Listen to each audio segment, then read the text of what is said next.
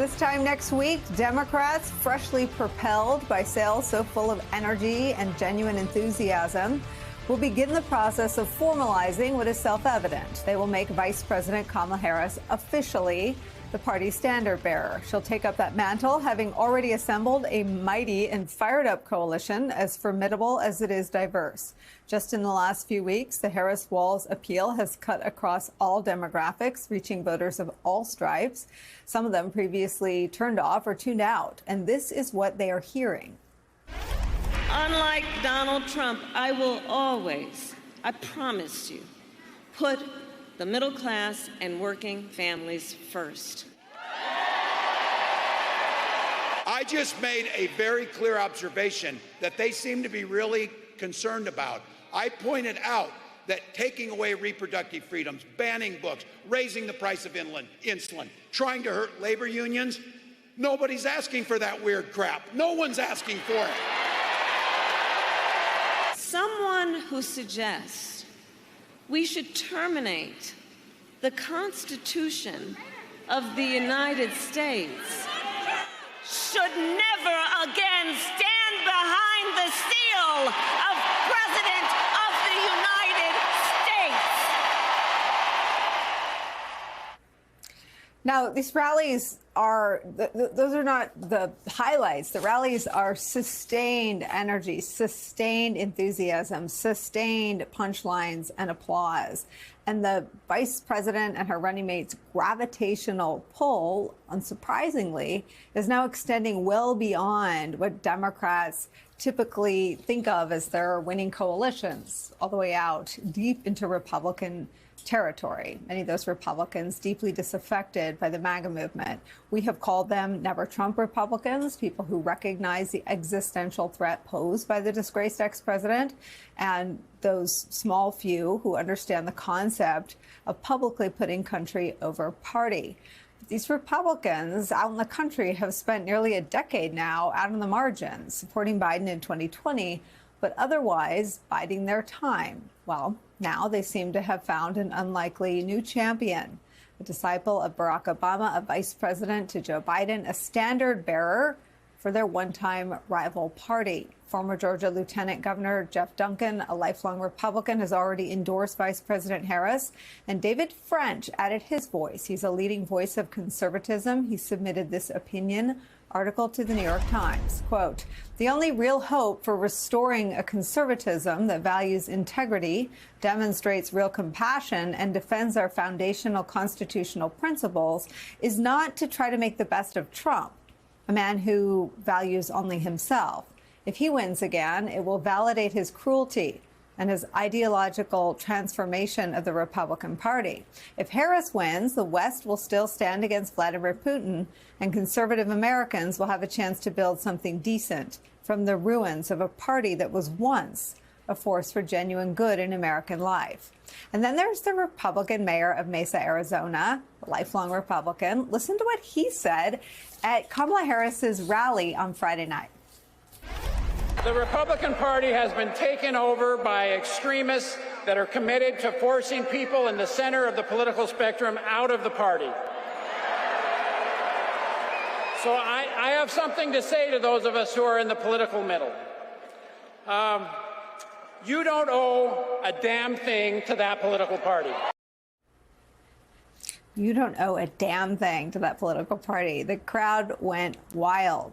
Could practically reach out and feel the crackling energy infused by Vice President Harris and Governor Walz just in the last 72 hours at these huge rallies in city after city.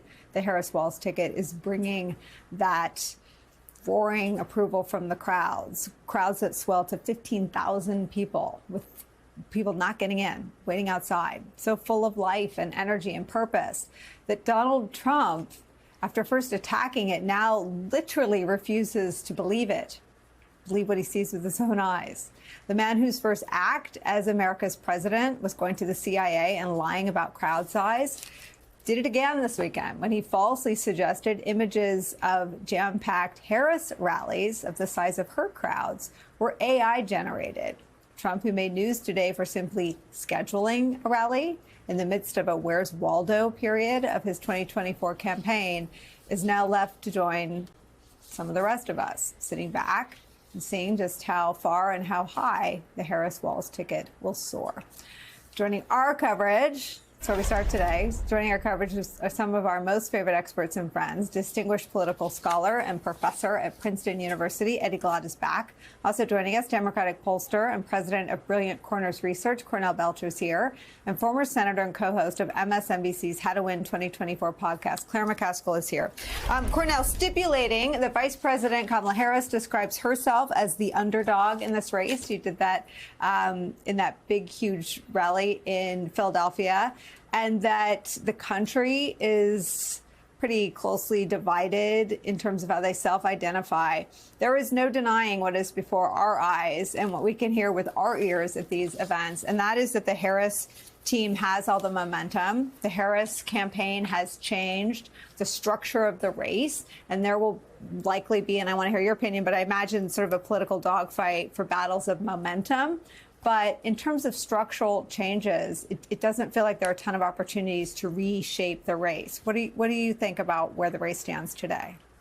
No, I actually think there's a ton of opportunity to reshape the race. And look, as someone who worked on, 08 and 12 Obama campaigns, where I think we expanded the electorate and certainly expanded the political map in a profound way, I think the Harris coalition has an ability to even be larger and grow that. I mean, look, they're already expanding their paid media and their time and attention into more battleground states. And I think that's the key thing here is, they're not going to be sitting around on election night waiting for the results of one state to come in, which is something David Plouffe famously said of us in 08. They're expanding the map. So they're bringing more states into battle. And look, the Republican thing is interesting.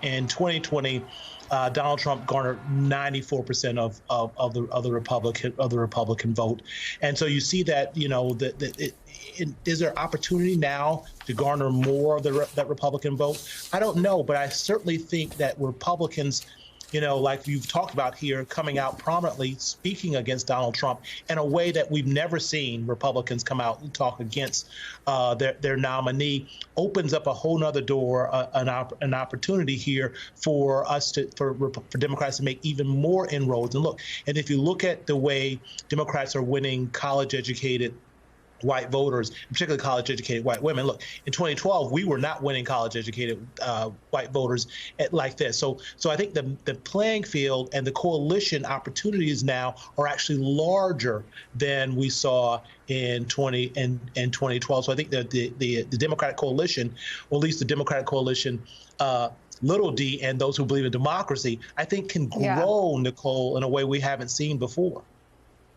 Yeah, I forget who said it first, but to the point you're making, I'm not sure that polls capture the movement of the pro-democracy movement, because I've kept a close eye on Republicans because there were like 4 of us in 2015, and the rest were sort of in witness protection. But this David French piece is so interesting because it's not just I'm disgusted with Trump, we should get rid of him. It's an intellectual argument for the heart and soul of pro-life evangelical conservatism. Let me read a little bit more to you on this point about reshaping the race, sort of beyond which states fall into battlegrounds and you add a trip to. I think there's an opportunity to have almost like the way there were Reagan Democrats for a generation, and people remembered, their parents sort of switching parties because it was so seismic. I think there's an opportunity to have the inverse of that, and sort of like a Harris conservatives for this reason that I'm going to read you that David French sort of puts his finger on. He writes this, quote, "While there are voters who are experiencing a degree of Trump nostalgia, remembering American life pre-COVID as a time of full employment and low inflation, there's a different and darker story to tell about Trump's first term. Our social fabric frayed. It's not just that abortions increased, the murder rate skyrocketed. Drug overdose deaths hit new highs. Marriage rates fell. Birth rates continue their long decline. Americans ended his term more divided than when it began. I'm often asked by Trump voters if I'm still conservative, and I respond that I can't vote for Trump precisely because I am conservative. I loathe sex abuse, pornography, and adultery. Trump has brought those vices into the mainstream of the Republican Party. I want to cultivate a culture that values human life from conception through natural death. Yet America became more brutal and violent during Trump's term. I want to defend liberal democracy from authoritarian aggression. Yet Trump would abandon our allies and risk our most precious alliances. You never, ever, ever, ever, ever hear a prominent conservative articulate that Trump brought the specific vices of adultery and sex abuse into the mainstream. But that is exactly what he did. And I talked to you and Sarah Longwell now for months about permission structures. This feels like a new one.